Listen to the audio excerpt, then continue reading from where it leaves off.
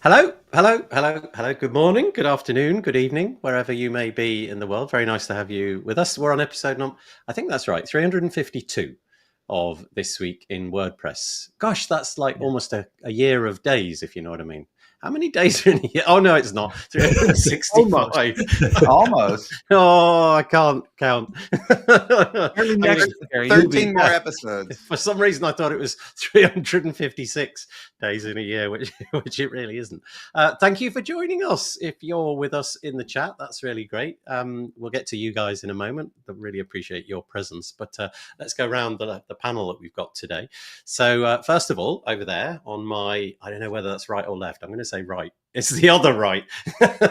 It's Taco Verdonschot. How are you doing, Taco? I'm good. Thanks for having me again. Yeah, you're so welcome. It's always Taco's been very kind. I've been a bit rubbish with the making the show notes for this week, and he was very kind in coming in, stepping in, and helping me out. So I really appreciate that, Taco. Thank you so much. Here's Taco's bio.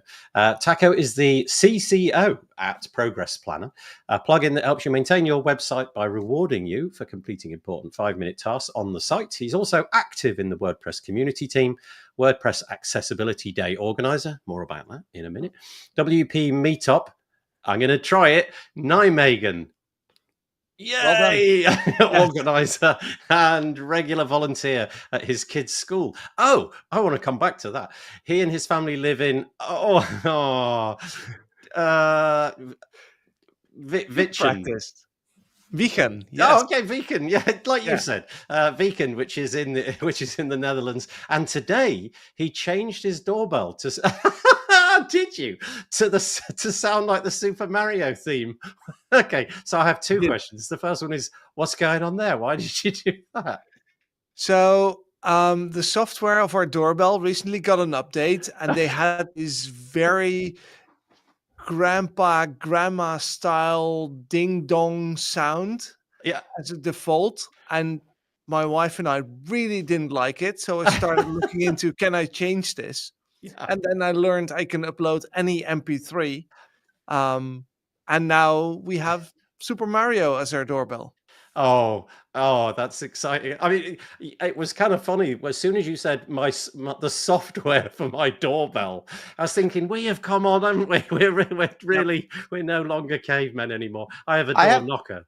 I have a curiosity about doorbells, and it has to do with dogs. How is it that a dog, no matter what kind of doorbell you have, they can hear a doorbell on the TV and they go nuts, and it's not the same doorbell that you have? How do dogs just inherently know the sound of a doorbell? Yeah, they are keeping that close to their chest. That is one of the secrets. They're just not. They're not telling us.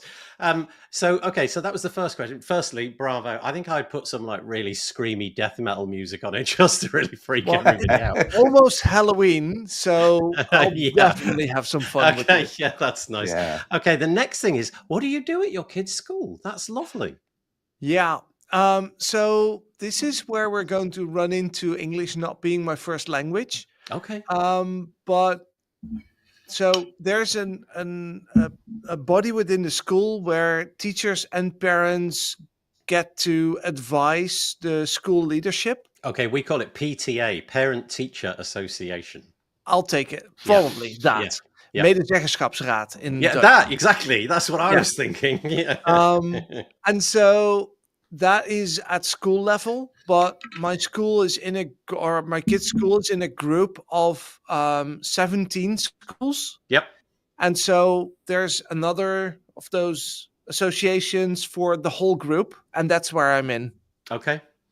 Oh, well, good for you doing your thing. I was reading something the other day which really caught me short, and it was about the fact that we do so much online and we put so much stock in what people out there on the internet are doing that it would seem that a lot of us have kind of forgotten the stuff going on in the world just outside of our doorstep, and we're far more worried about the state of, I don't know, politics, which we don't have much control over, whereas the primary school just down the road you kind of do. But it's easy to forget that all of that's out there. And I mean, it goes for schools, but also for sports clubs, etc. They have a harder time finding volunteers every year.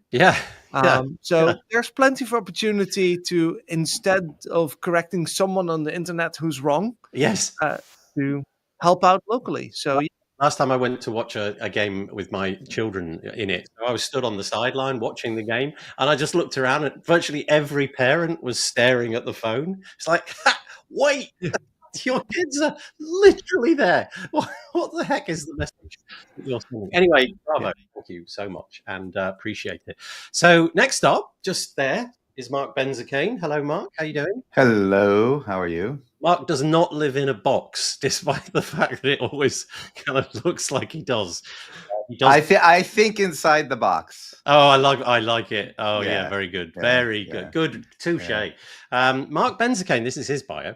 He hails from the great state of California, otherwise known as the third worst time zone in the world. It is for this show, but just about everything else it's not, where he acts as the marketing and partnerships lead for Main WP. He also hosts a podcast, which he swears is going live any day now, where he speaks with people about failure and how it impacted and shaped their lives. Cool idea for a podcast. I love that. Kind of every cloud has a silver lining kind of idea, I guess. That's not always the idea, but yeah, that's just a cloud. Yeah, it's just talking about failure. It's just about the cloud. How to succeed in failing. I love it. Okay, so there's two of our guests, and the third one, Steve Burge over there. Now, Steve really went to town on the bio this week, and frankly, there's a lot. So I'm just going to try and say it in one breath. Here we go. Publishpress.com founder. Well, there's a lot of stuff in the show notes. You've got 90 minutes. Yeah, move quickly, nice. So. I like it. Anyway, thank you, Steve, for joining us as well. How's it going? Oh, great. Marc, it's 6 a.m. with you? Yes, yeah. Ouch. I have no idea what the heck you're doing. Everyone works. I have actually had meetings with people in Pakistan that I've had to be here at 2:00 in the morning in order to have, and it's just like ridiculous. Yeah, that is kind of ridiculous. We also have the comments though. So if you're watching this, feel free to make a comment. I'll just mention the URL, which is probably the best one to do. This one, go to wpbuilds.com/live, send your friends, relations, enemies even, to that URL, and you can join in the comments. If you are looking at it on a desktop, there's a box on the right with comments in. You have to be logged into Google. Taco, no, how did you? My brain couldn't parse the whole left-right thing in the time that you did. That was great. And if you're on a desktop, it's below. I can do that. Sorry, if you're on a mobile, it's below. If you don't want to use YouTube comments because you don't like Google or you don't have a Google account, there's a little box inside the video window. It says a live chat. Just click that, and you can do that. There we go, wpbuilds.com/live. And we really appreciate it when comments come in. It kind of keeps the show going. So there's a few coming in. First one is Elliot, just down the road from me in Brid. Hello, Elliot. We're also joined by Dave Gray. He's often on the show. Good afternoon from an overcast Berkshire, UK. You had a break from me, but I'm back. He's back in the comments. Really appreciate it. Ali is here. It's been some time. Hi there. Hello. Nice to have you back. Tammy Lister joining us. Good morning. Have you tried turning it off and on again? What were we talking about? Oh, the doorbell, I'm guessing. Maybe. Was that what you were on about at the time? No, I think probably about the medical. Oh, yeah. I'm not sure. Yeah, not sure. Also, turning something on and off again never works. It always works. No. You're not turning it off right. No, you have to turn it off and then back on again. But if you turn it on and off, then it's not going to do anything because it will be off. Honestly, unless it has like two on settings. Yeah. You know, there might be on and then on. But the last thing here is turn it off. Then it doesn't work. Oh, I see. Oh, she's got it round. Oh, I see what you mean. Turn it on and off again. Yeah, okay, if you turn it off. Okay, I get you now. I'm sorry. It works if you want to watch your kids playing football. Yeah. Yeah. Correct. Right, okay, a couple of things. Hello, Vladimir. Nice to have you with us. And also Mark. Hello. Lovely to have you with us. And they don't go nuts depending on dog. Mine doesn't. I had a dog when I was growing up. This is true, right? Total segue, but we'll get to the show in a minute. We had a relative, and my dog, there were two people in the world it would go nuts for, like nuts. And it was this woman and my mother. If this woman came into our lives, and she lived in Ireland, like miles away, my dog knew when she was coming. Like, I'm 10 miles out, my dog would start going absolutely nuts for no reason. And I don't get that. In a good way, or? Yeah, no, just like barking and like visibly different from every other scenario in life. And it would behave absolutely consistently in this way whenever this person was showing up. And it really would be about 10 minutes out, my dog would start behaving in this utterly erratic way. And I have no explanation for that other than that dogs have some voodoo going on that we don't understand. And that, I mean, obviously, you know, they've got the whole doorbell thing down.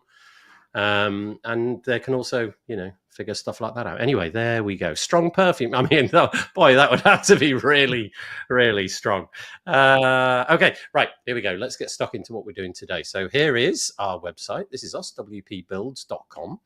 If you want to keep in touch with what we do, stick your email address into that box and we'll send you a couple of emails each week. We have a Black Friday page, which is going on at the moment. I just launched it very, very recently. And I think at the moment, I think we've already got about 60 plus deals on there. So if you've got a deal in the WordPress space and you want to be featured on our Black Friday page, it's totally free. You know, you don't have to do anything apart from click on this button here, click add a deal, and then you fill out the form. And if you are a WordPress, I got something about socks the other day. Some company decided they wanted to advertise their socks. Needless to say, that's not going on this webpage. But if you have a WordPress thing, feel free, fill it out, and we'll promote you in the run up to Black Friday. And if, like WS Form, the blessed Marc Westgard, if you want pride of place, we've got some advertising spots as well, which you can make use of. But that's there. You can find that wpbuilds.com/black. Okay, and it will become increasingly interesting as time goes on. Usually we get about 400 deals on there, and you can search and filter to your heart's content over there. Right. Next one is WP Accessibility Day is just around the corner. Amber is involved, but this is not about that. We'll do that in a minute.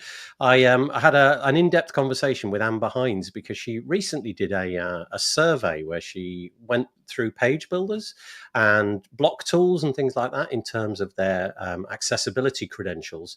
And there was a winner. I'll keep that to myself. You can find that by looking at the article. But just to let you know that was the most recent episode that I did with Amber. Okie dokie. And final one, the very, very cool Bud Krause was on the Tavern podcast this week. Bud, if you've not met Bud, he's a New Yorker. He's irascible, let's say that, and such an interesting guy. But you may not know about Bud that he suffers from macular degeneration, which means the very center of his eyesight is blurred. So he has to use his peripheral vision.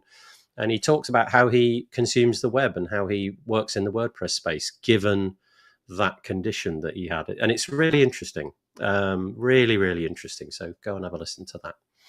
Okay, on to the guests get a chance to submit some content if they wish to before the show starts. And Taco's availed himself of that opportunity. However, he's not promoting any of his own stuff. It's Remkus. Tell us more, Taco. Yes. So Remkus did quite a long write-up on how to diagnose WordPress performance bottlenecks. And it's really a step-by-step guide that you can just follow if you want to do your own research and check problems on your own site. And he lists a bunch of tools, and it is super helpful. It's very detailed. Even if you're not a very technical person, but you do realize that site speed is important, which, spoiler alert, it is. Go read this article, go test your own website, and find out what performance bottlenecks exist for your site, and then fix them. Nice.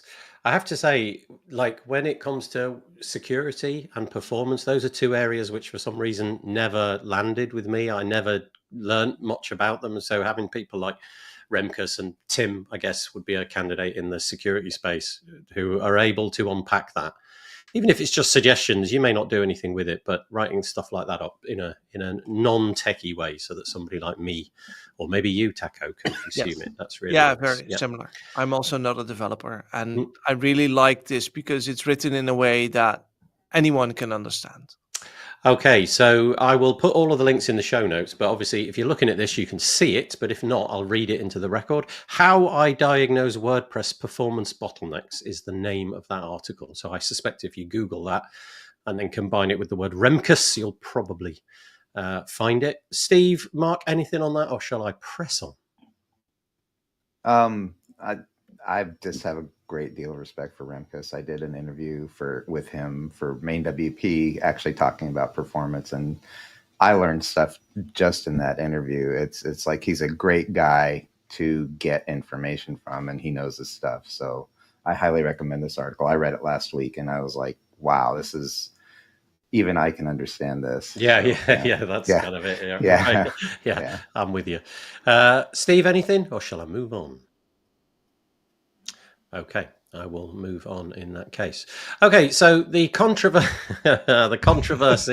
which is going to dominate this conversation. So I'm hoping that people in the comments are going to fully back us up here. This piece came out. It was After Active is the website. It's afteractive.com. I'm just going to scroll quickly to the bottom to see if it's got an article name, like an author anywhere. I don't see it. Maybe somebody here knows who actually wrote this one, but they wrote a piece which was entitled Has WAPU Outlived Its Usefulness? A Critique of WordPress's Mascot and Community Decay. Gosh, incendiary stuff. I mean, I'll take the community decay anytime, but you criticize WAPU? What the heck? And they make the point, to be fair to them, I think a lot of the points are kind of interesting. They're coming at it sort of from an enterprise level, and they're making the point that they're trying to make the point that this mascot that we've got in the WordPress space, this WAPU thing, kind of doesn't belong. You know, if you enter the offices of a Fortune 500 company and you're trying to, trying to pitch for a WordPress website, he's kind of basically saying WAPU is not going to be something that you're going to put on the documentation. You're not going to lean into any of that.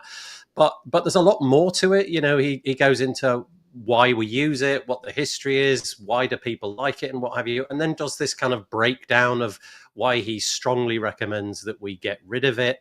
And there's a whole thing here. You can read it, and maybe at the end of it, you'll have a strong opinion about it.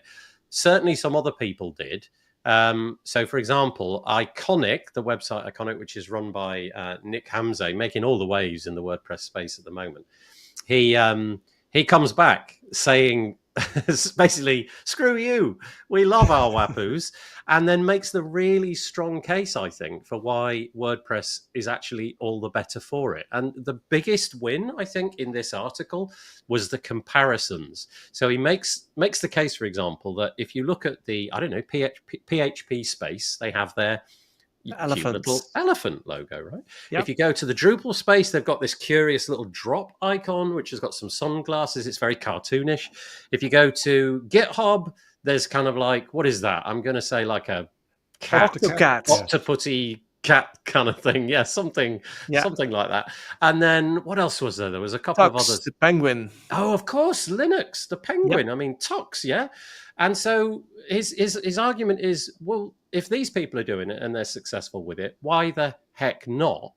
Now, there's this article by Nick, which I suggest you read, because that seems to me the best distillation of the arguments. But it wasn't the only one. I don't think I've ever seen an angry WAPU, but there it is. Who wrote this again, Taco? This is Chris Reynolds. Chris Reynolds from Pantheon. Yep. At jazzsequence.com. He wrote another different defense of the same thing, but basically the same, saying that, you know, at Pantheon, they kind of lean into it. They've done a few bits of video content and other bits of content where they've kind of leaned into it. And so, you know, it's fine. And so I just wondered what the panelists' thoughts were. So let's just take it like this. You know, the article, the original piece is basically, it's a bit toyish. It's a bit sort of gimmicky. And then the counter argument is, well, firstly, who cares if it's gimmicky? But they're actually making the point, not just to forgive the gimmick, they're making the point that no, this actually is a credible thing. It's not just, okay, ignore that it's a gimmick. It's more like, no, this is actually beneficial to the community. So I'm just going to leave that open. I haven't got the post on the screen, and I forgot to find it, Taco, sorry. But Taco sent me a link to an X post, so Twitter post, in which Matt Mullenweg. Can you just paraphrase? What did he say? I can't remember. Yeah. So basically, Matt also responded to this whole conversation that happened on X and said, maybe it's time to draw Wapoo into WordPress itself and give it a home on .org. To which my response was, hey, it already has a home. That's wapoo.us. But I mean, I think that Nick's right here, Nick Hamzy, is that we should embrace Wapoo. And I know that my colleague Joost de Valk and Remkes don't like to hear that because they're not big fans. But it is an identity. It's something that it's a personification, someone you can identify with, that has emotions, that has all the outfits. And the original article says, this is not suitable for enterprise. And my response to that is, whenever did we see large enterprise companies with real branding, with a real personality? That's the thing that dies first when you get into enterprise level things. It's the whole emotion. It's the like factor that you lose. So if it's not a great fit for enterprise, then we probably have to fix the enterprise businesses and not Wapoo. I love this bit on the after active where he says, what does Wapoo do? Absolutely nothing. Nothing. It doesn't boost SEO. It doesn't compress images. It doesn't have a block editor opinion. It just sits there hugging itself. Yeah, but I guess you'd say, well, what do cartoons do? What do films do? What does art do? It just kind of sits there and, for some people, it pushes their buttons. And ironically, whoever posted this, I think you've actually probably inadvertently promoted the use of Wapoo across the community. Without this piece, I don't think any of this would have happened. Would have been just the same this week as it was last week. Okay, thank you, Taco, for your thoughts. So over to Steve and Mark, if they've got anything. Did you guys see what they did with the Duolingo bird? No, go on. Oh, so they killed it. Oh! After... It was their logo for however many years since launch, and they gave it a whole epic saga that the bird, I think it was died or murdered, and there was a whole story about what happened to this bird, and everyone got mad about the fact they killed it, and then they brought it back, and they got some good engagement through it. So maybe it's Wapoo's time to die and then come back again. Okay. Yeah, like a phoenix rising from the ashes. That's brilliant. Maybe it needs a story. Yeah, interesting. Do you know what, though? Because I think at some level, like something like Duolingo, because it had that app icon, and that was the icon, right? The Duolingo thing was the bird. In my head, that was the total association with that app. I've never installed it, so I don't have a relationship with the content of the actual app itself. But that was what I thought it was. That was the bit in my head. If I saw that, I would go, okay, that's Duolingo. And we have this W logo, which I guess is the WordPress thing, but equally, I think for some people, this sort of more fun caricature thing is kind of interesting. So anyway, Mark, have you got anything? Well, I mean, I look at it from the perspective of there's a difference between the logo and a mascot, right? And the Wapoo is the mascot, and you don't want to use it for enterprise? Fine, don't use it for enterprise. You still have the WordPress logo, which is very professional and traditional and all that stuff. But I think that getting rid of the Wapoo, I think that Taco brings up this really important part, which is people are always looking for something to connect to something at a human level.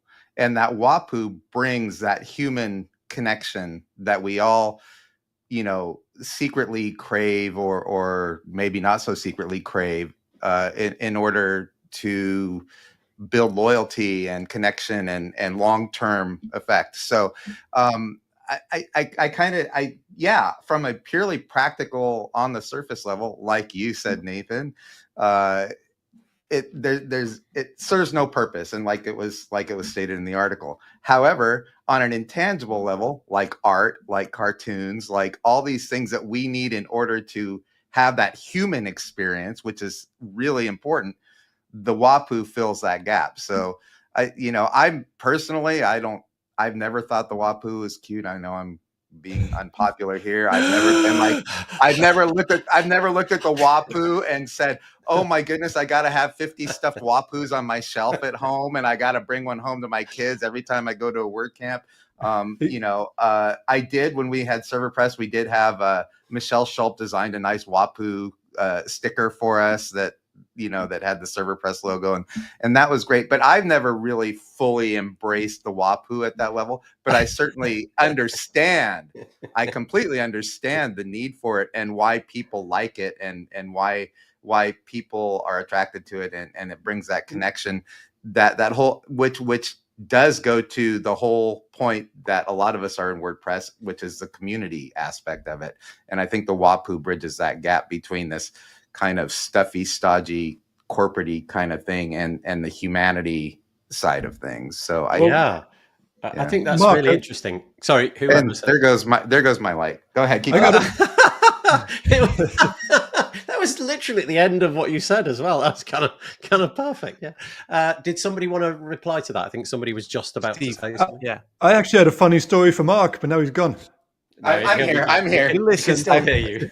It's that time of the year where it gets dark early, and this studio is motion detected. Oh, I see. And the motion detector is not in this studio. It's actually outside in the other room. So I have to go there and dance. Oh, okay. And come back in order to bring the lights back on. Next time that happens, can we watch that? I'll get one of those cameras that follows me. Yeah. There you go. Yeah. Sorry, Steve, we interrupted. Were you going to say something? Oh, yeah, well, I had a story for Marc. I've got 2 teenage daughters. Well, they're teenage now, but they know Server Press because I would go to WordCamps and come back with stickers. And one of them had a Server Press sticker with Wapuu on one of their laptops. Yeah. I guess me and you are not the target audience for the Wapuu necessarily. Maybe not. Although, I actually still have one of those stickers on one of my old laptops as well. That's one of the few.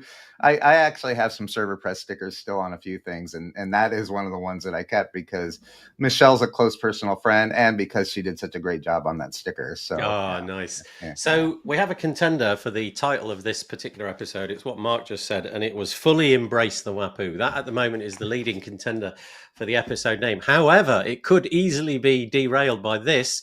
Michelle it's just a hashtag, justice for Wapuu, and then straight off the back of that, Tammy's in, leave Wapuu alone. It's another hashtag. Okay, so let's move on.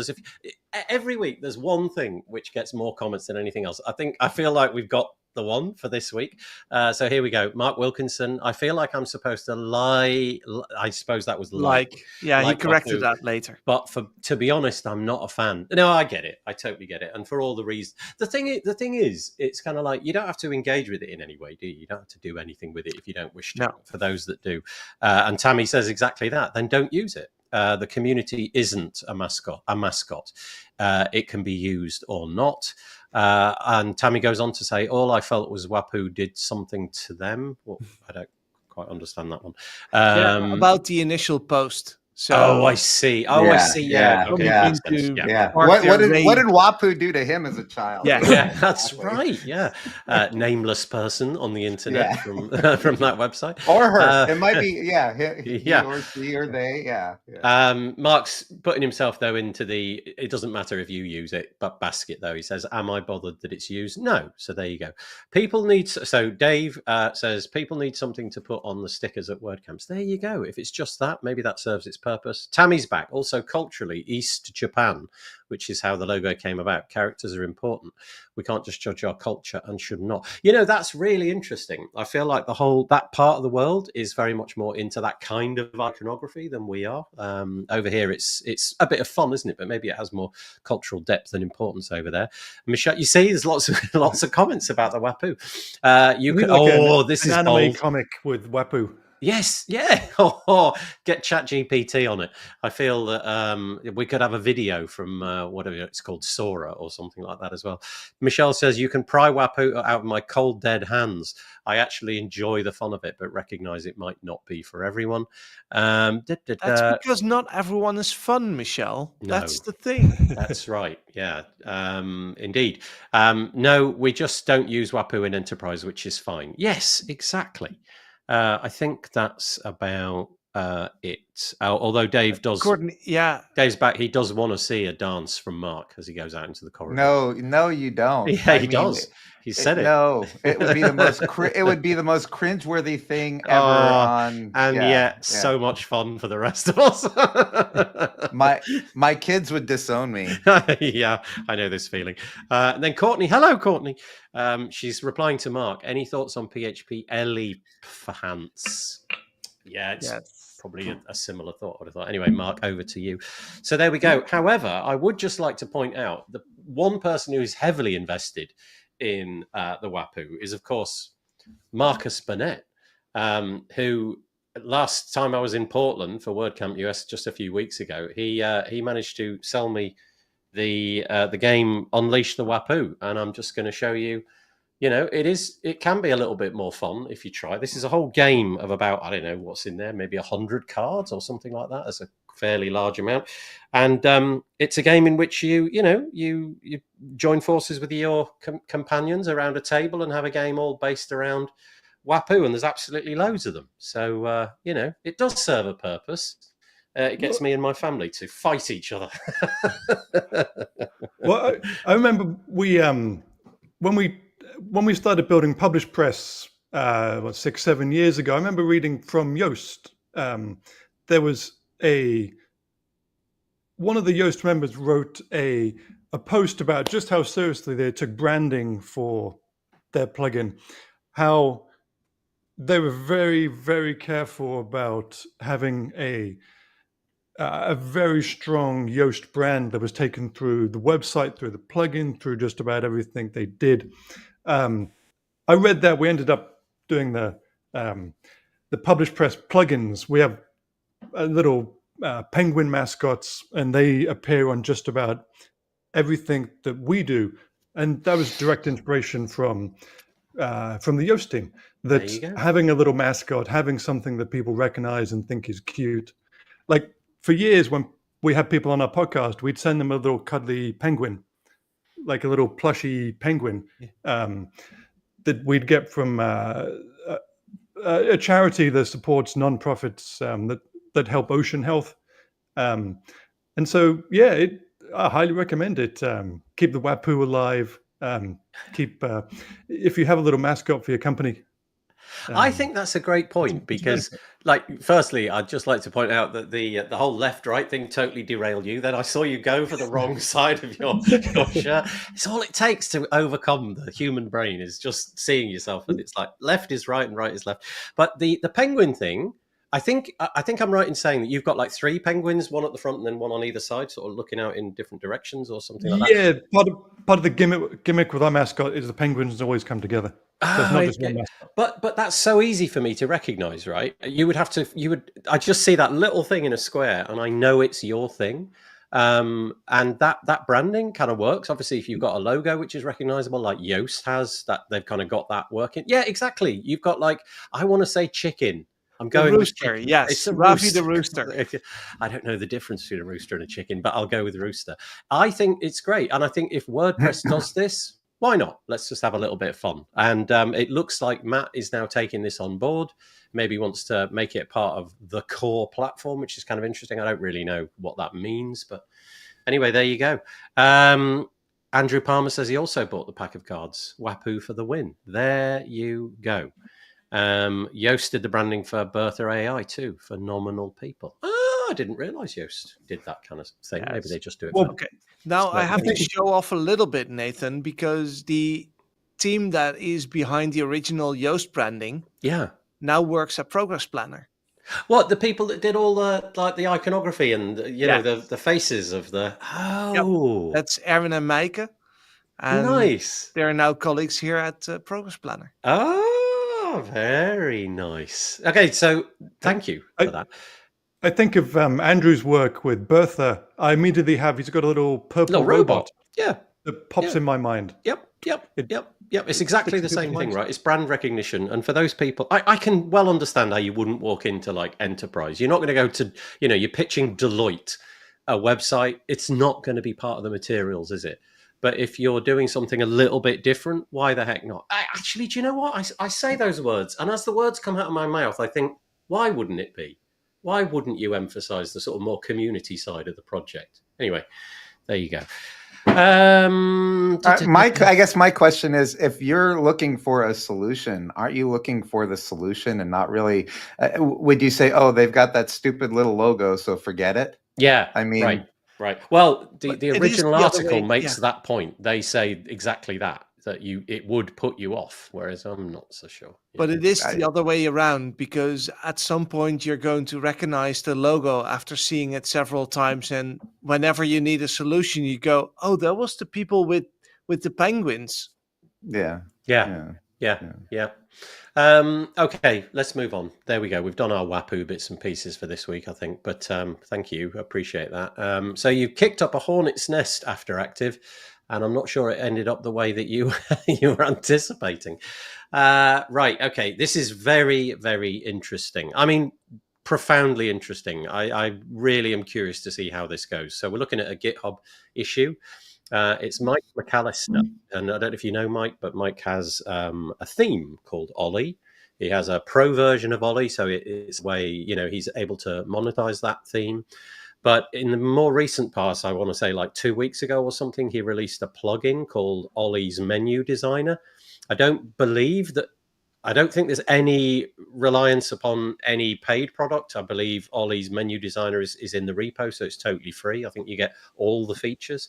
But it's been suggested that it's such a profoundly good solution that it get core to have a look at it and see if it could become part of the core offering for WordPress. Certainly, the WordPress navigation system that we've got at the minute is, it's like, it's what it is. A little dated. It's just feature poor, isn't it? There's not much in terms of features. So if you want to do a basic menu, you're good. If you want to do interesting novel stuff like Mike's plugin allows, then that's possible. So it would appear that this is gaining some traction, and a repo has been opened whereby I believe that core committers are now taking a look at it and obviously working out whether Mike's work overlaps, whether or not there are gotchas, things that need to be made better, things that need to be stripped out, what have you.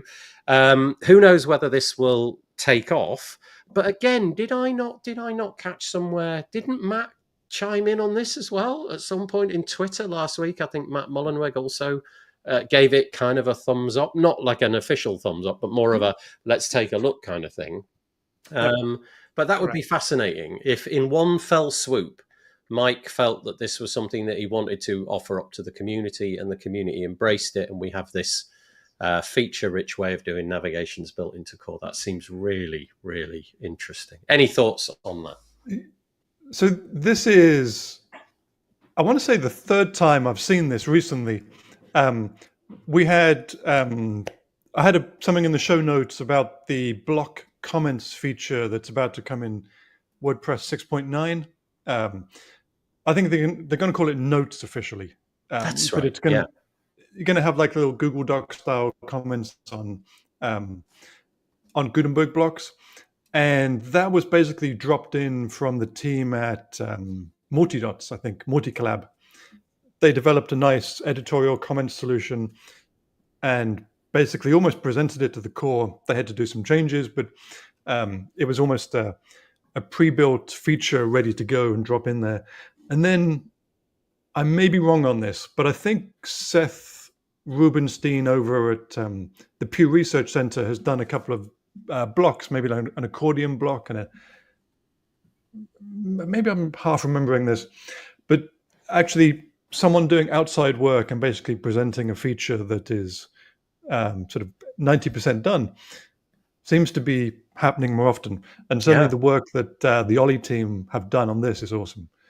It seems like it's polished and ready to go. Yeah, I guess you get that kind of feedback, don't you? That because with the best will in the world, the getting feedback for core, I think, is a difficult bit of an uphill struggle. Getting people to engage with that is tricky. Whereas somebody like Mike can put a lot of effort into marketing it. He's really good at kind of like slick videos where he shows off his products. He's got, so he can sort of gather that interest and momentum and then offer it up as he did, or at least, somebody suggested and then he did. I don't know which way around that went. But that seems like a really credible way of putting things into core. Find something which is really brilliantly done, and then if it's freely available and I guess the author is willing to have it put into core, then why not? I put that on the notes. On the note about notes. This was your block commenting piece. I'll put that into the show notes as well. Yeah, this was the whole notes thing. We covered it a few weeks ago, but I'll add it into the show notes as well for this week. Marc, Taco, anything on this? I haven't played with the plugin itself yet, but knowing Mike, it's probably very good.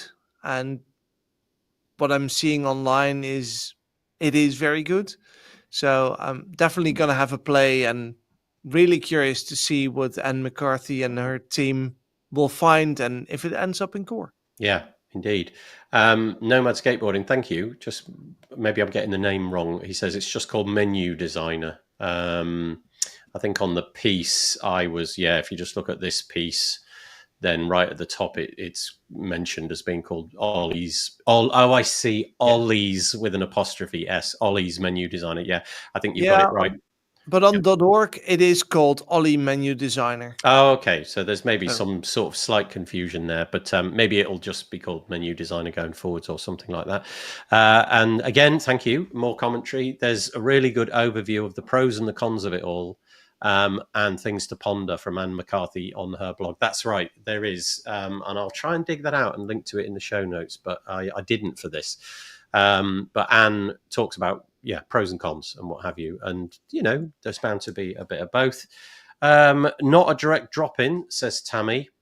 No, maybe not. I guess she says none of that will be direct.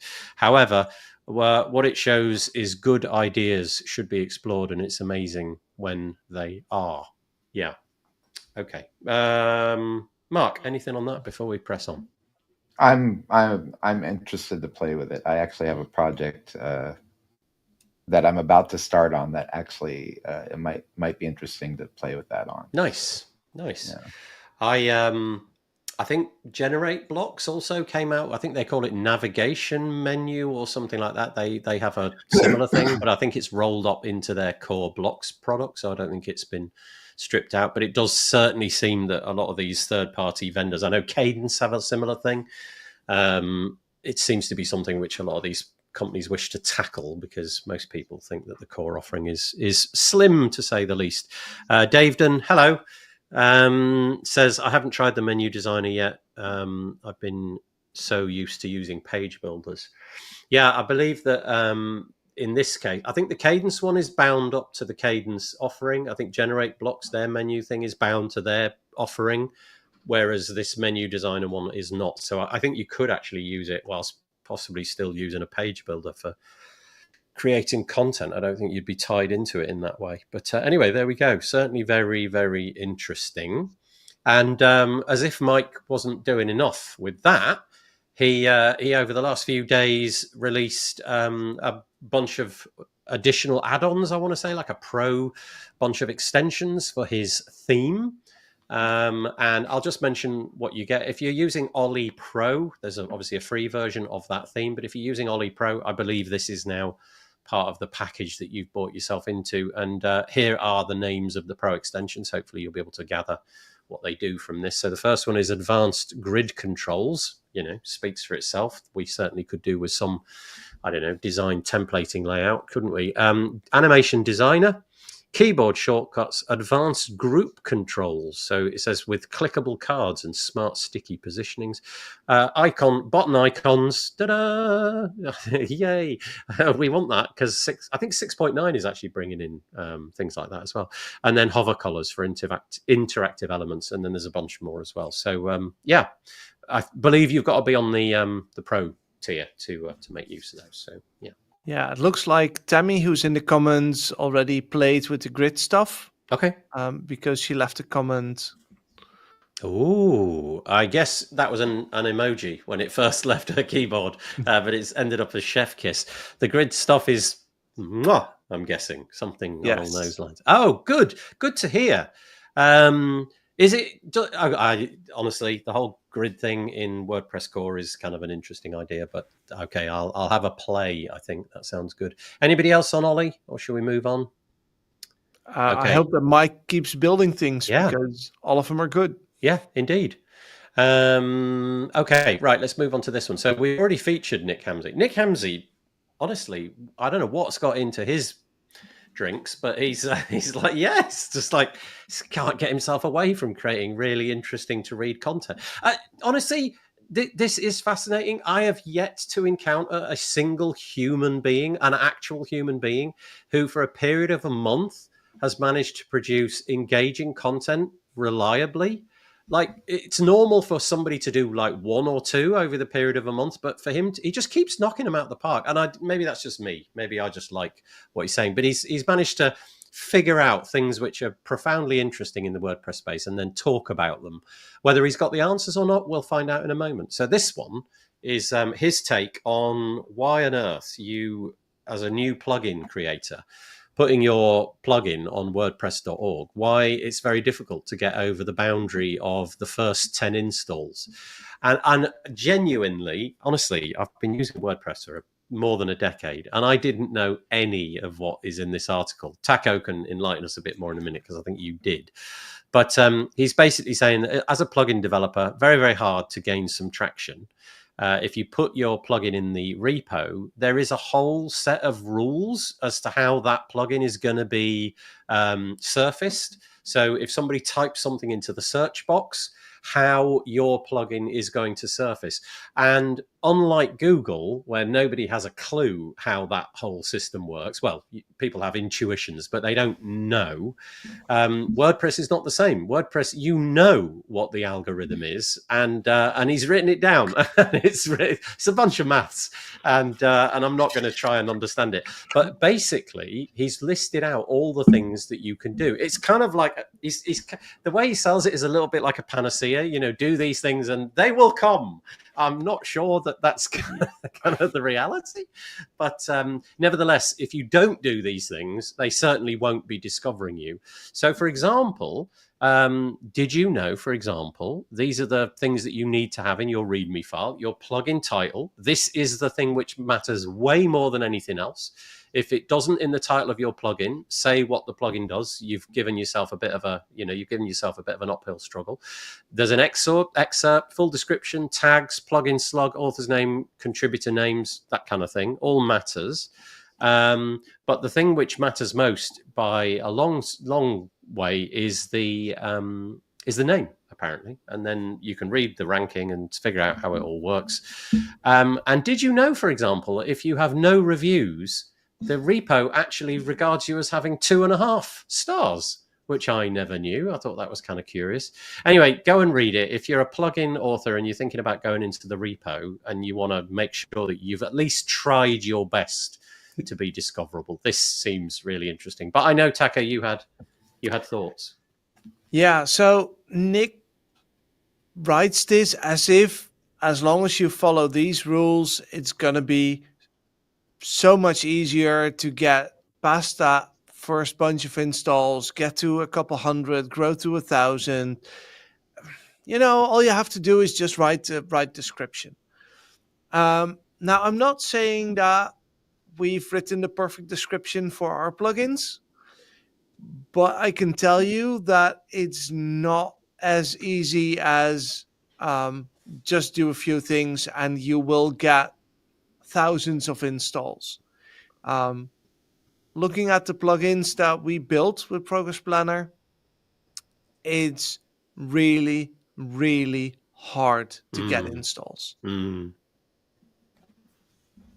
So yes, all of this is important and it's good to know and it helps you, but it's not the magic trick to being a million installs plugin. It must be kind of interesting for you, specifically you, because you've come from, I don't know how long ago it was, let's say it was 6 months or so, you hung up your hat over at Yoast, which had that, like all the traction in the world on .org. You know, it's in the top 2 or 3 plugins installed across the globe, and started out early. I believe it was probably one of the first SEO plugins, if not the first SEO plugin. I don't really know, but you had all that traction and organic stuff going on, and now you've got this new venture, Progress Planner. And so you've seen it from both ends, the enormous success, how .org kind of will probably make it easier than ever for Yoast to be discovered. And now you're finding out from the other side how, I guess, I want to use the word dispiriting that can be, Yes. Well, it's definitely more challenging than I anticipated. And part of that is probably because I was used to, if you organize a webinar, there will be 500 people joining you live because, they know you, they follow you on social media. That's easy enough. Turns out that is not the case. No. And so it's much harder than I anticipated when I left Yoast, which is almost a year ago already. Yeah, wow. Okay. And joined Progress Planner. When I joined, it was on .org at 100 plus installs. And now 9 months later, we're at, 10 months later almost, we're at 200 plus installs. Right. So it's really hard work to get some traction. And then, of course, it depends on the plugin and what you do and the problems you solve and all of that. But just getting the word out, getting people to know your brand is hard. It helps to have a mascot. Yeah, he's got a turkey. No, rooster. No, turkey. And Nathan, you just launched a podcasting product, right? Kinda, but not kinda.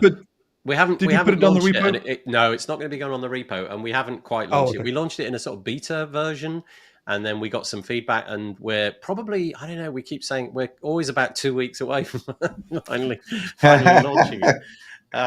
We've been at 2 weeks for about 3 months or something like that. The infamous 2 weeks. Yeah. But no, we won't have this puzzle. We'll have the whole Google puzzle, that kind of thing. So we'll be facing a different challenge. Yeah.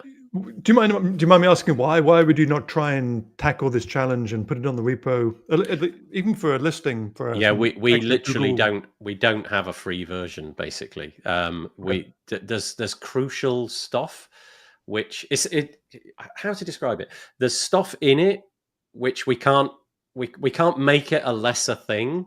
So there's no possibility to make it into a sort of free version. That there would literally be no point to it, if you know what I mean. The secret sauce, if you like, is locked up behind this one feature, and that one feature is the thing that we're hoping to monetize off the back of it. So that's basically why. But yeah, we'll have to wait and see how it works. Okay, right. We've got a few comments around that. So firstly, Davedon says that iconic Nick Hamsey. He's been inspired. Lots of posts popping up. Yeah, it'd be interesting to see if he keeps it going in that way. Marketing and collaborators are needed to boost installs. No kidding. You've got to get yourself out somehow. Yeah, we need to have a conversation, Dave.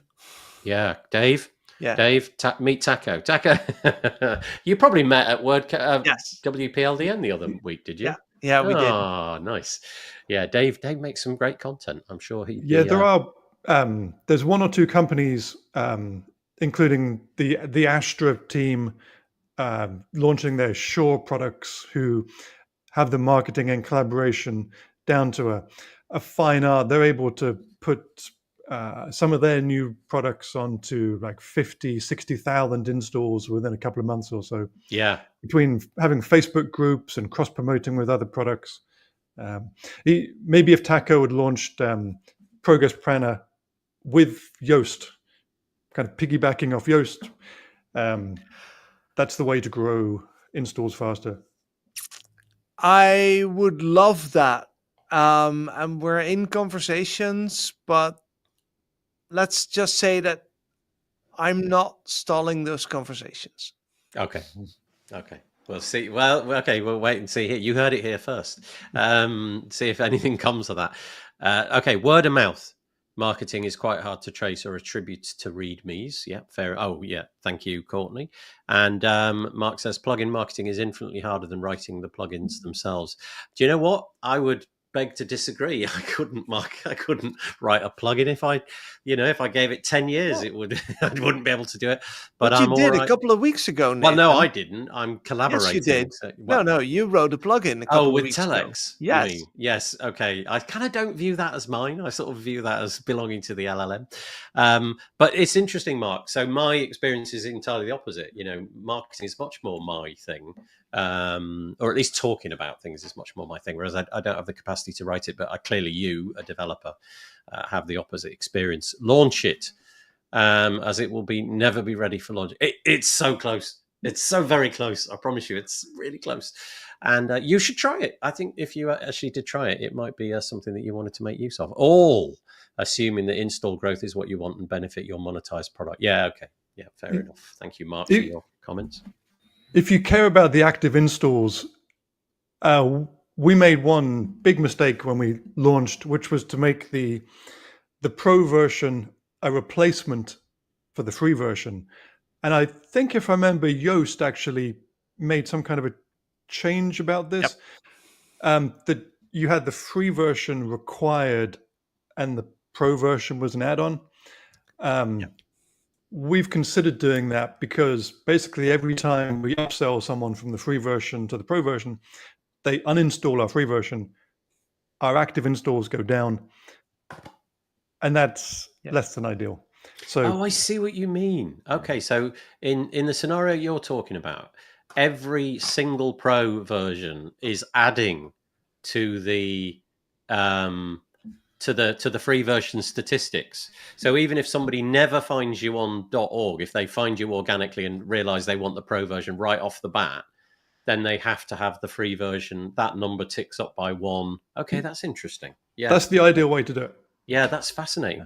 That was actually not something which was mentioned in the article. We'll just quickly pop that back on the screen because it's interesting. Go and read it. There's a whole lot more to what Nick is saying than what we've described here. You can see I've highlighted a load of stuff, but there's a bunch of stuff that a bare minimum should do. As Taco said, build it and they will come is no longer true. But I think it's fair to say that if you don't do the bare minimum of what he's suggesting, you may why not do, given that the algorithm is publicly available, why not just do what the algorithm wants you to do? Okay, so there we go. That was that piece. Right, let's press on. No, I'm going to miss that one out for this week. Okay, I don't know what the heck happened, but this week it seems like everybody wanted an event in the next few days. So normally when I do this, there's an event happening somewhere or other, maybe one, maybe there's 2, but this week it's a bit nuts. So if you're in the WordPress space, doesn't matter where you are on the globe, there's probably something happening close by to you. So we'll just go through a few of these. And any notion that WordPress events are dead is clearly dead. Well, yeah, it's just not the case. Although maybe in certain jurisdictions, certain parts of the world, locales, it's a little bit more dead than others. So here we go. Firstly, WordCamp Asia, which is happening next year, 2026. I believe is it February? No, it's April.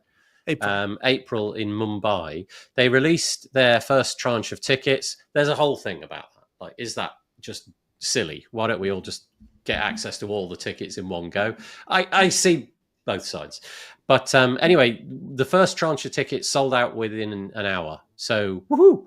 That's great, amazing. So watch out if you want to grab your pass next time it comes. Maybe go and check it out sooner rather than later. I really think they should do something special for those who got their tickets in the first pass. Yeah, maybe you should get like a Wapoo or something. Oh, yeah, or even that, or something like that, just to celebrate those early supporters of WordCamp Asia. You kind of got to imagine they were like just sort of sitting with their button, just like refreshing constantly. Have you ever done that? Have you ever like installed a Chrome extension or something like that that constantly refreshes a certain page so that at the exact moment that it goes live? In the UK, I do that for Wimbledon tickets. When the Wimbledon lottery opens, it's like, you got to get in there right away. Otherwise, you don't stand on a 6 chance. computers, Yes, yeah. 7 IP Sorry, addresses. Yeah. And they immediately spot that you're trying to poll it from 6 different computers on the same IP address and block you. It's like, oh! Right. Okay. So there's that. There we go. WordCamp Asia. The next tranche of tickets, maybe next week. I don't know when they'll come about, but hopefully fairly soon.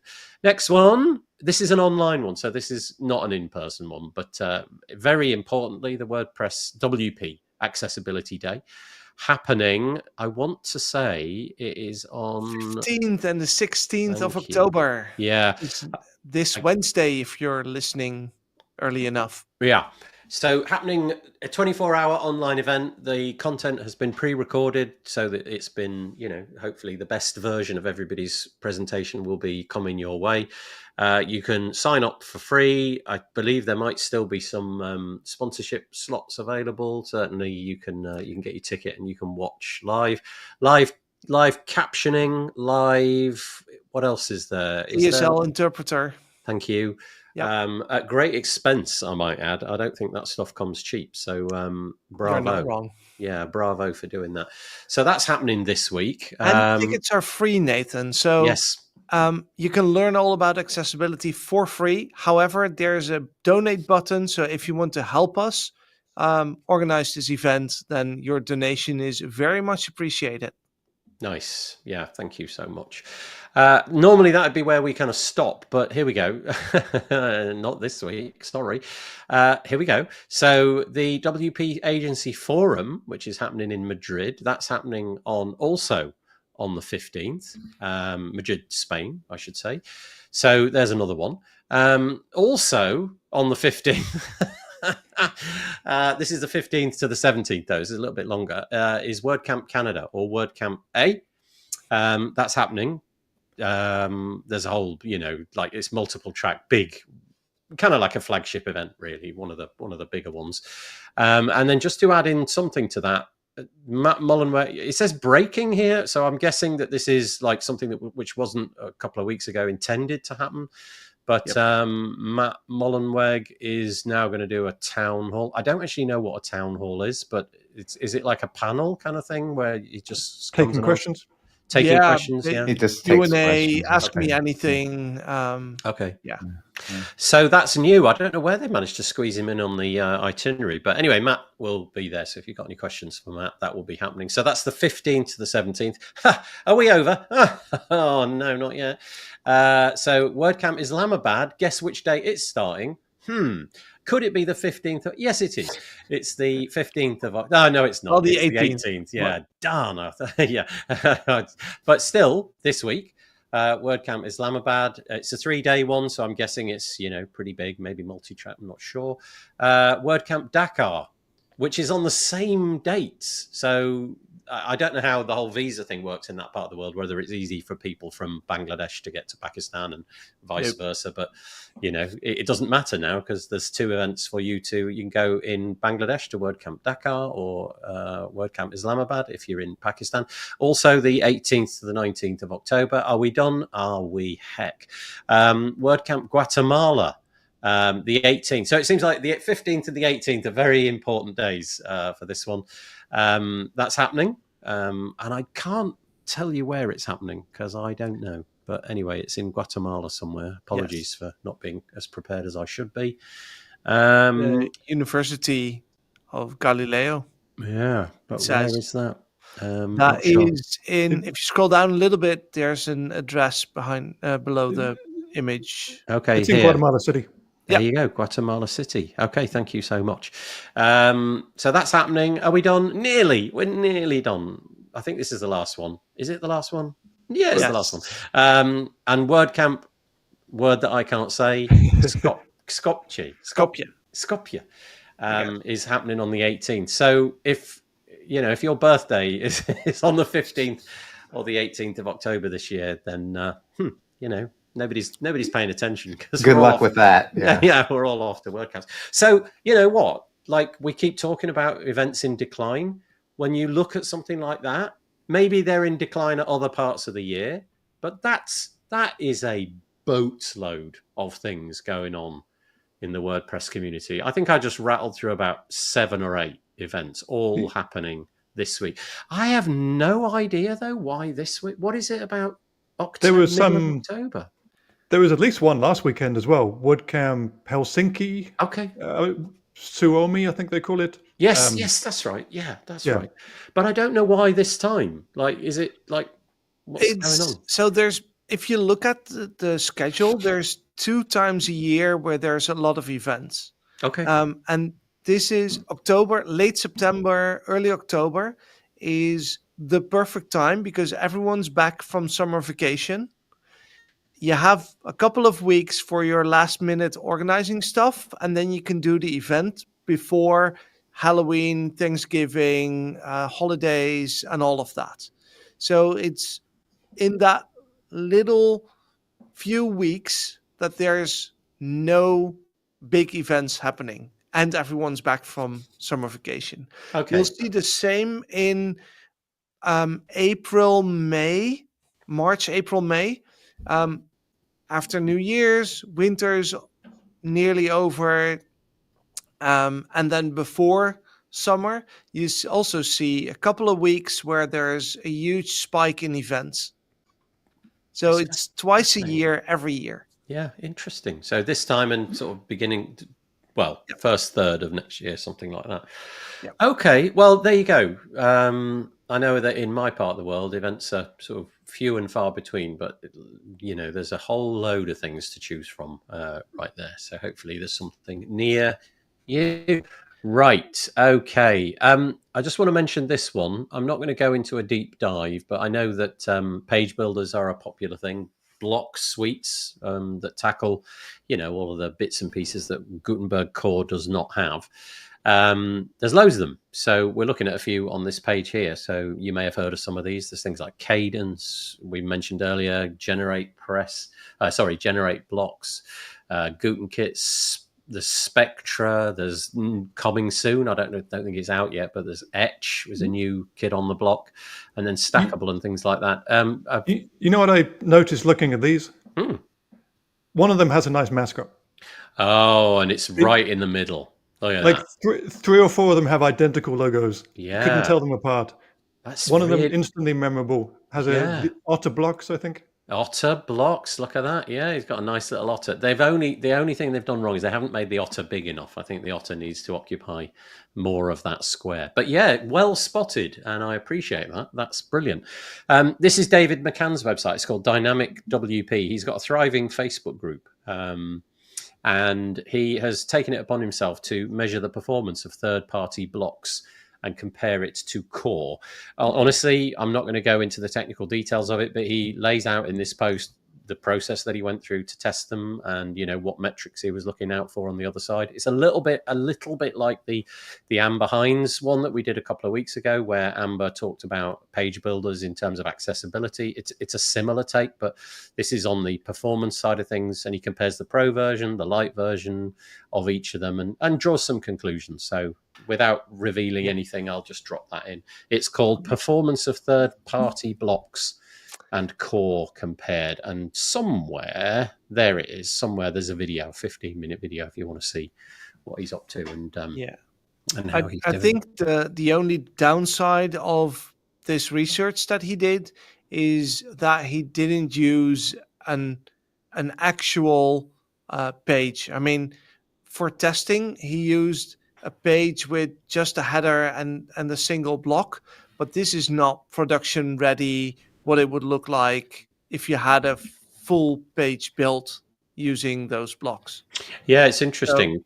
So, yeah. I'm not sure what the value of the comparison is actually. Oh, okay. Because of the content, you would have preferred a more kind of like feature-rich, I don't know, a few videos thrown in there and a few images and headers and paragraphs and a variety of different things. Yeah.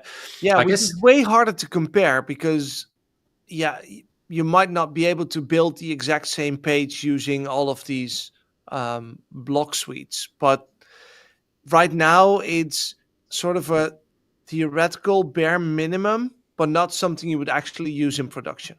Yeah, it's curious. I wonder how much overlap there is. So as an example, some of the ones that I know, so like, for example, Cadence and Stackable and Generate Blocks, they have some overlap, Generate Blocks has only got about 4 different blocks that it does, whereas Cadence ships with dozens. Stackable ships with dozens. And so that it would be hard to do a direct comparison feature by feature, because some of them have and some of them have not. But yeah, okay, good point. Yeah, but that might also be the downside with this research, because maybe Cadence loads a little bit more right off the bat. Yep. But doesn't add any extras the more blocks you use, where the others might. And then Cadence might come out way better if you have a full page instead of just a few test blocks. When Amber did her accessibility test, she started it in 2024. So there was one version last year and there was one version this year. Based upon the feedback that she got, as well as intuitions of her own, she amended this year's survey to be very, very different from last year's one. So maybe David will turn this one into a sort of an annual thing. What's fascinating about this is in this case, you've captured 10 audiences with one post. There are 10 different audiences who are kind of keen to read this and compare to the other one. So I think hopefully, this will drive a lot of traffic to his website and make it worth doing again. I did reach out to him, see if he wants to talk about it on a podcast. We'll see if he gets back to me, and if he does, then we'll mention that soon. But yeah, there it is. Performance of third-party blocks and core compared. Anything from Steve or Mark before we move on? No. Okie doke. Right, not too much left. Couple of pieces. This is the first one. Nick Diego, who until very recently was a developer relations person at Automatic. He's now been moved inside of Automatic, and I want to make sure I get his new job description right. Product marketing team is how he's working. He's in the product marketing team at WordPress.com, and it says where I'll be focusing on how we support and connect with developers and builders. Obviously, it goes without saying, Nick, I hope that role works out well with you and for you. This piece that he's talking about, though, is about blueprints and WP or WordPress Studio. I'll put a fuller version because this is on nickdiego.com. But then he also wrote a piece, obviously this is his new job, at wordpress.com, where he explains about it. This seems so cool. I absolutely love this.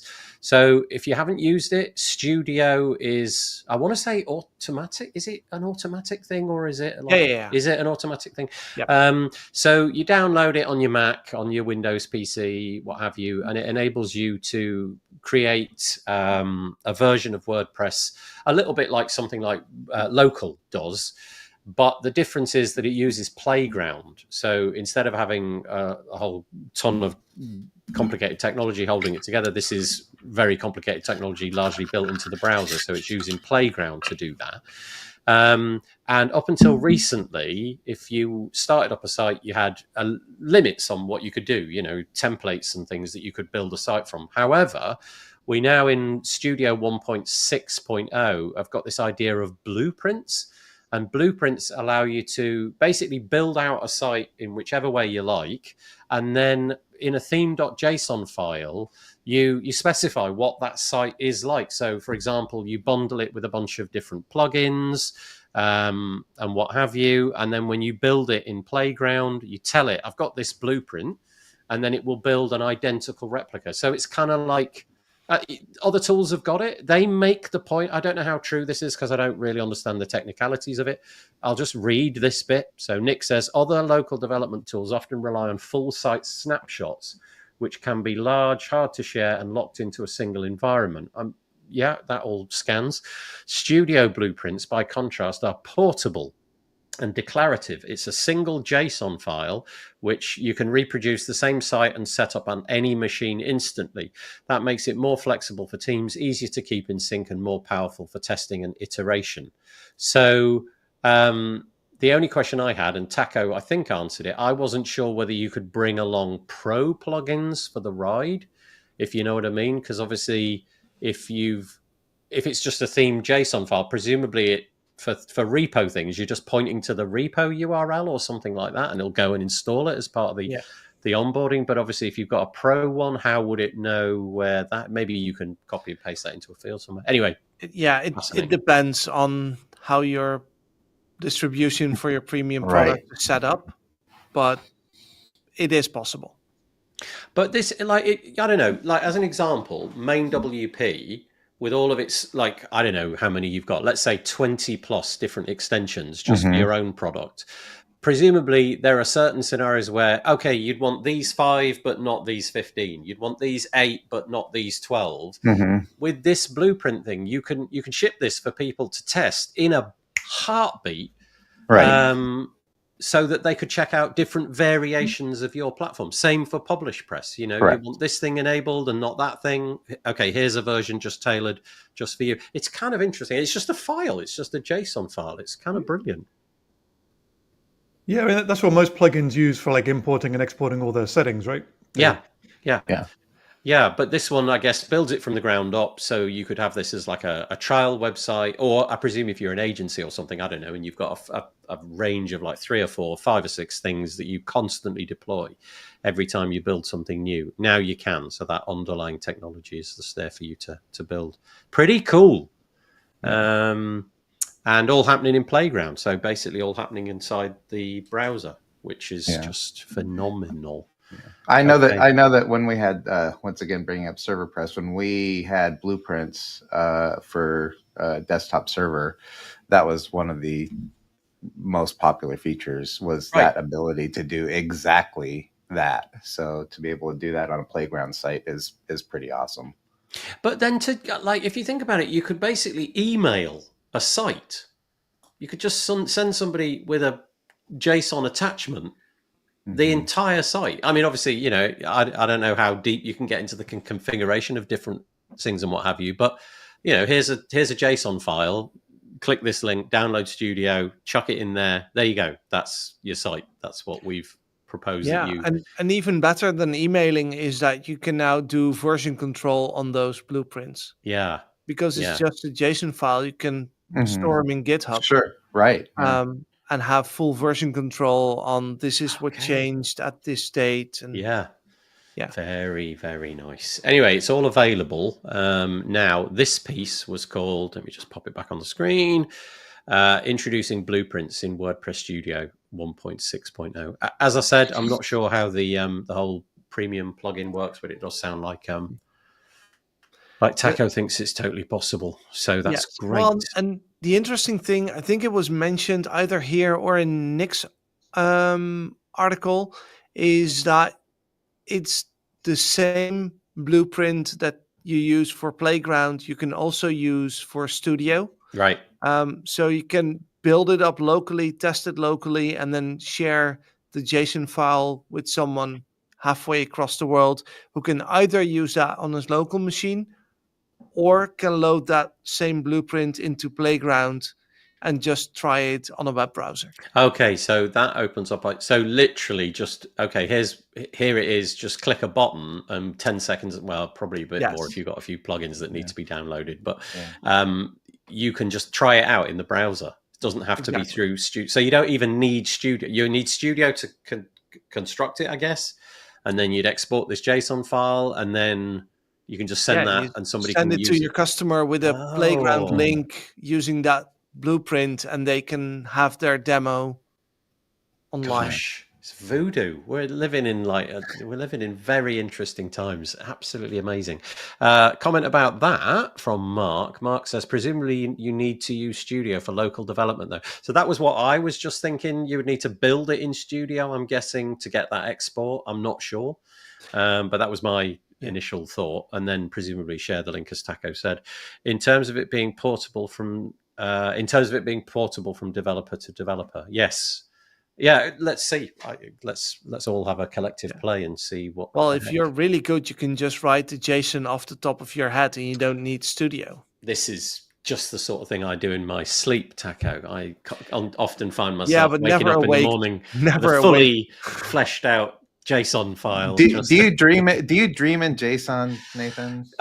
Occasionally, I tend to dream in just BS.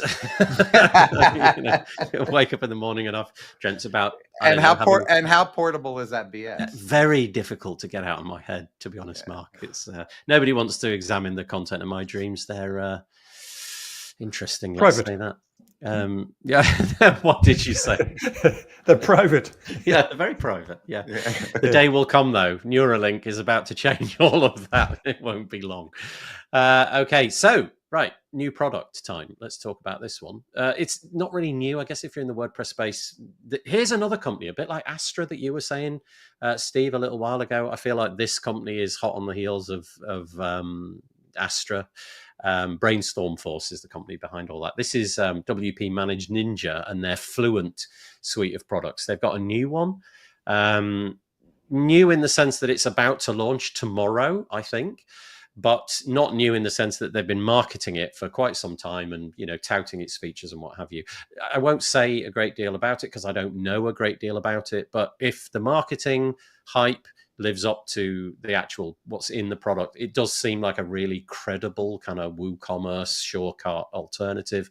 It's called Fluent Cart. It launches tomorrow. I don't know anything about the pricing, but very often in the past they've come out with a lifetime deal, which, you know, they have for 2 weeks or something like that to encourage people to purchase it. So maybe that's going to happen again. But, you know, they're a totally credible company.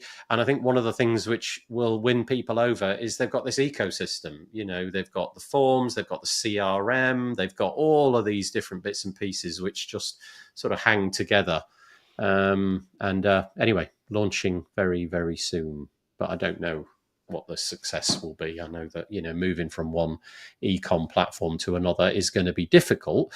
So they claim to have taken care of that. There's a little bit down here somewhere, I can't remember where, but they make the point that they kind of have taken on the onboarding process. Maybe it's a seamless migration.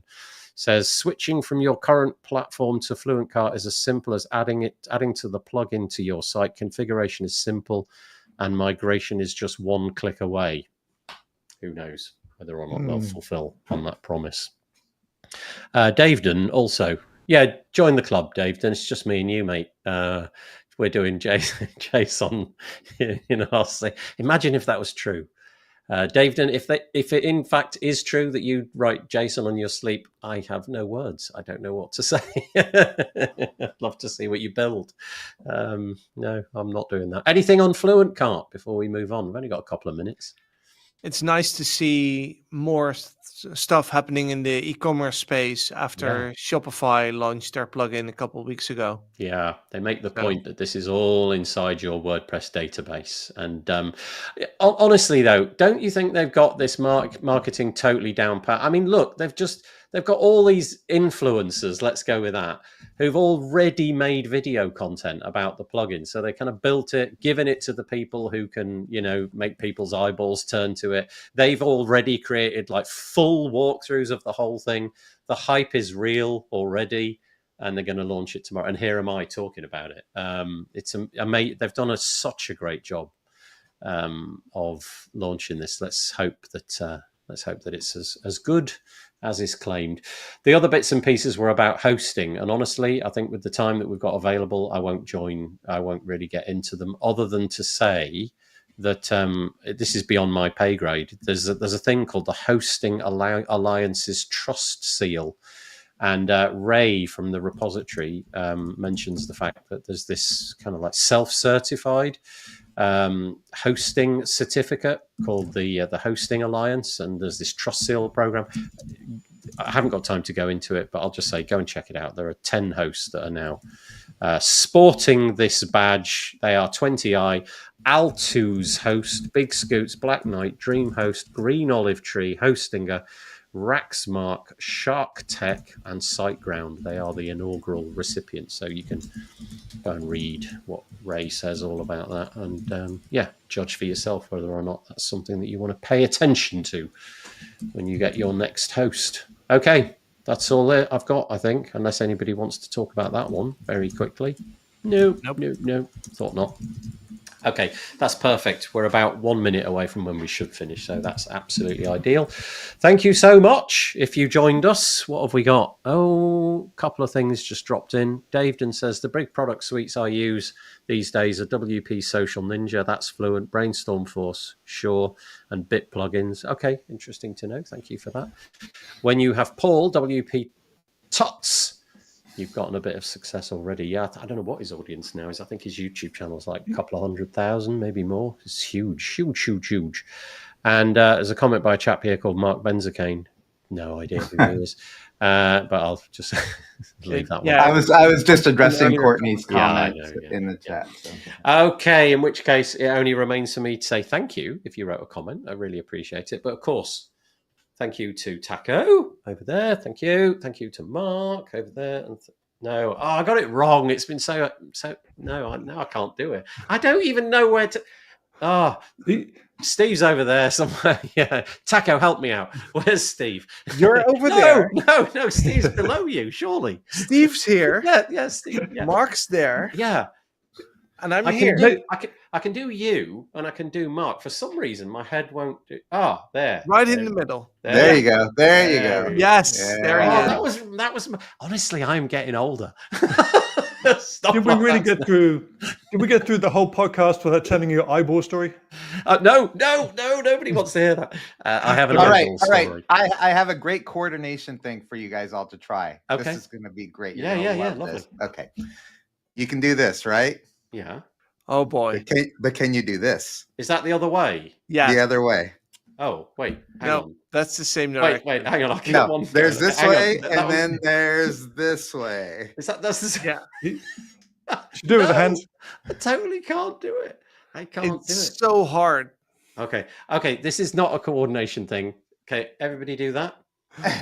Just one hand, right? And then do that. Taco can do it. Mark can do it. Can anybody do this though? Can you go 1, 2, 3, 1, 2, 1, 2, 3, 1, 2? I can do this. 1, 2. No. Yeah, I can do that one. Yeah. What the heck happened to us? Oh my god! Totally derailed at the end. I love it. I was totally expecting you would go do one hand, do the other hand, and do a slide wave. So do this. Let's. Can anybody actually? Oh, I'm so sorry, Steve. Oh, Steve can do it too. There you go. There you go. That's perfect. It's like live long and prosper, everybody. Look like lobsters. Yeah, that's exactly what it's like. I really appreciate it. Thank you so much. Have a great day, everybody. We will see you soon. If the three of you want to stick around for a bit, stick around, and we will we'll have a chat after this has ended. Take care. See you later. Right. Bye. See ya. Bye.